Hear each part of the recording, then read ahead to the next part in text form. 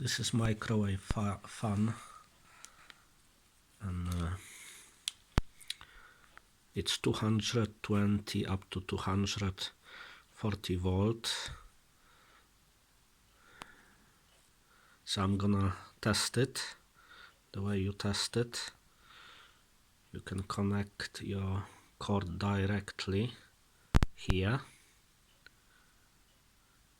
which is what I've done. Just didn't want to cut this blue wire. The white wire is connected directly anyway, connected to the cord. And let's see, let's test it.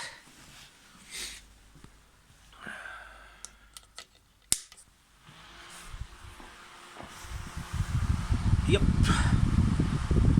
as you can see, it's spinning, so it's a working fan.